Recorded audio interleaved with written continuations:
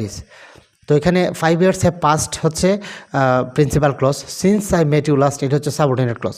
তো এখানে দুটি ক্লজকে যুক্ত করেছে মূলত সিন্স, অর্থাৎ 5 years have passed এবং আই মেট ইউ লাস্ট এই দুটি ক্লজকে যুক্ত করেছে এখানে সিন্স।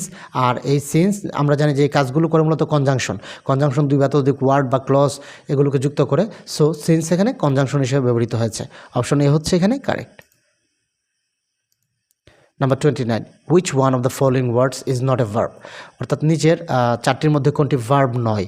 তো এখানে আছে যে থ্রেটেন মানে হচ্ছে হুমকি দেয়া, যেটা হচ্ছে ভার্ব, অর্থাৎ ইএন থ্রেট এর সাথে ইএন সাফিক্স যোগ করে আমরা এটাকে ভার্ব করেছি। ওটস মানে হচ্ছে অধিকতর খারাপ হওয়া, যেটা অ্যাডজেক্টিভ, তার সাথে এন যোগ করে আমরা ওটস এটাকে ভার্ব করেছি, অর্থাৎ খারাপের দিকে যাওয়া। তারপর ফ্ল্যাটেন মানে সমতল করা, এটাও হচ্ছে একটা ভার্ব। সো এখানে উডেন হচ্ছে একটা অ্যাডজেক্টিভ, উডেন মানে হচ্ছে যে কাঠের তৈরি কোনো কিছু, সো এটা অ্যাডজেক্টিভ। আর বাকি তিনটি হচ্ছে